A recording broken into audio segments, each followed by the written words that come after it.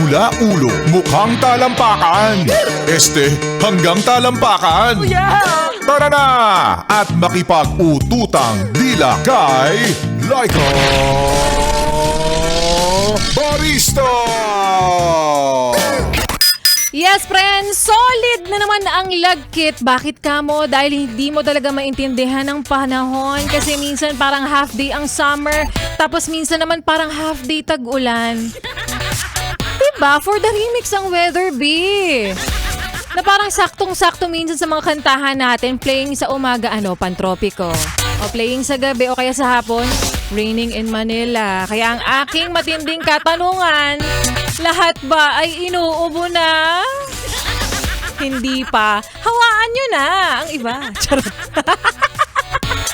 Laika Barista pa rin, yes, pa rin ang iyong kasama, kachismisan, kakwentuhan at kaututang dila rin hanggang sa mga oras po na ito at patuloy ka pa rin nakikinig dito sa iyong solid na paboritong kabanding ang 101.1 Yes FM. Kaya naman nahayat kaway-kaway para sa mga yes friend natin na sa mga oras na ito ay nag-aabang ng oras ng out nila. Ang tawag ko sa mga yan, Honda. Yung mga Honda na nakaabang sa biometrics, yung mga Honda na nakaabang na dyan sa inyong sa entrance ng opisina. Diba? Yan yung mga taong tamad. Charot. Tamad. Ginudge na agad.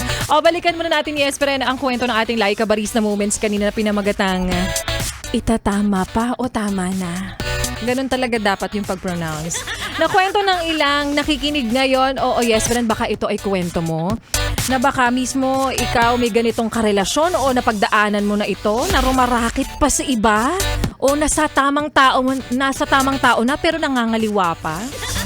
Diba, gaya nga ng sabi dati ni Rita Daniela, yes friend, dati hindi siya naniniwala na kapag nakasama mo madalas, mafo-fall ka. Pero hindi naman daw pala totoo yun. Pero siya mismo inamin niya na na-fall siya kay Kensha. Pero nasa inyong dalawa naman yun, yes friend. Diba? Kung itatama ba o tama na. Dahil meron namang piniling hindi mag-usap o kaya naman hindi na piniling magpansinan. Dahil nangingibabaw pa rin ang pagmamahal sa kasalukuyang kabiyak. Gusto mo talagang natin yung pagiging kabit-kabit mo? At meron namang iba na piniling maghiwalay dahil nahuli. Pero kung talagang yes friend, ayaw na, diba? Mas mabuti pang iwan mo na siya ng durog dahil nagsawa ka. Durog, paminta yarn. Kaysa naman malaman niyang iniwan mo siya dahil may iba ka na. Dahil ngayon, ang karma ay digital, yes friend. Baka sumikat ka. Yung tipong magpapa-change oil raw pero nakapagpa-full tank pala sa iba. Tandaan mo, yung iba na nanahimik lang yan. Pero ang totoo, may ebidensya na sila. Tapos maghaharap na lang kayo sa hukuman at sasabihin, Your Honor, I have screenshots.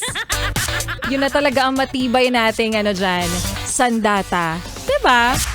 Para naman sa mga ilang yes pa rin natin na ngayon, alam mo na naghihimutok, nasasaktan, o kapag nakita mo ulit siya, iniwang ka niya ng sugatan, ade, pag nakita mo, kunwari hindi ka naapektuhan, sabi mo, hoy, grabe bagay kayo.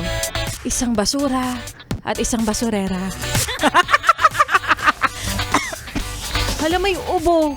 Charot. Kopya? Kopyang-kopya. Heto na, oras na para inanunsyo natin kung sino ang nanalo ng 500 piso na hatid po sa atin ng ACS. ACS.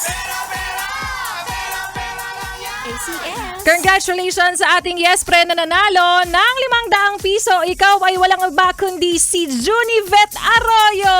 Oo, nagmamadali tayo. Di ba gusto mo yun? Congratulations! At para sa mga yes pa rin nating patuloy po na nakikinig ngayon, huwag kang mag-alala. Baka ikaw na bukas ang susunod na mananalo ng 500 piso na hatid po sa atin ng Charm Fabcon Purple Eternity by ACS. Pera, pera! Pera, pera lang yan! ACS. Pera, pera! Pera, pera lang yan! ACS. Kaya naman yes pa rin, ituloy pa natin ang pakikinig mo sa mga kantahan ko ngayong hapong ito dahil susunod na rin ang programa ni Ganda Wanda 6 to 9 p.m. At ikay nakatutok pa rin dito sa iyong solid na paboritong kabanding ang 101.1 Yes FM. Solid! I'm only one